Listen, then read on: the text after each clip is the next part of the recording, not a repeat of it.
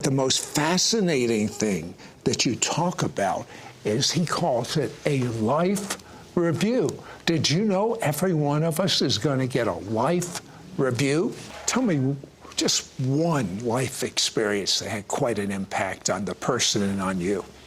One man I interviewed was an atheist college professor who was taking a group of students on a tour of museums in Paris. His lower duodenum ruptured. Usually within 5 hours you die. There was no surgeon on call in the hospital. After 9 hours, he was in the most pain he's ever been in. He passed. But what he finds is he's standing beside the bed. He thought when you die, it's like unplug the computer, lights out. But he found himself standing by the bedside and felt more alive than he'd ever felt before. He felt great. One minute he feels the worst he's ever felt, then he feels great. Now here's what's fascinating. You know, time and space and distance work different on the other side. So he's confused. He thinks he's still alive. And he's trying to get his wife's attention, but of course he can't. Right. Well, a group of people are standing in the hallway of the hospital. He can't quite see him, and they say, "Howard, come with us." And he thinks they're the hospital staff taking him to get surgery finally. And he follows them, and make a long story short, I write the full thing in Imagine Heaven, but they lead him to an outer darkness, just like what Jesus talked about. And he starts to realize they're deceiving me. And he tries to go back, and they turn and they maul him. And he said he was laying there, and he doesn't know if it was an eternity or how long, thinking about his life. And he had not been a good man. He had committed adultery on his wife. He had been self-centered, all these things. And he realized, I deserve this. And in that moment, a song came into his mind from when a neighbor had taken him to church. As a kid, Jesus loves me, couldn't even remember the rest of the tune. And something inside of him just cried out, enough!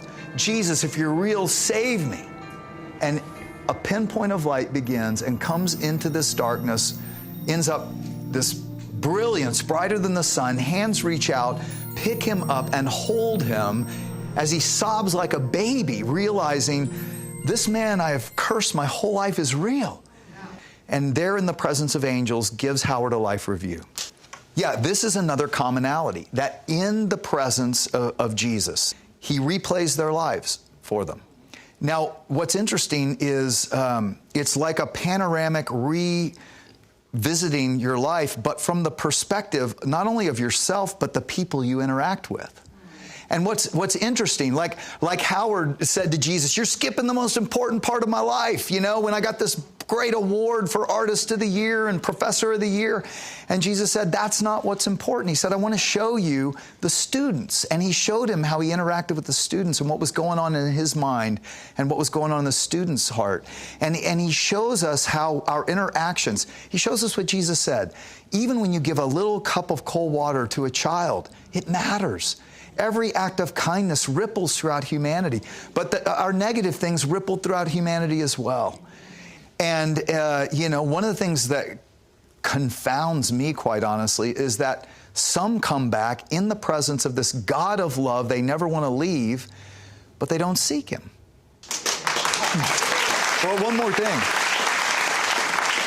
Howard, after that life review, comes back after 2 years, leaves his tenured college professorship, becomes a pastor. His wife's still an atheist. She divorces him, but he's been a pastor ever since.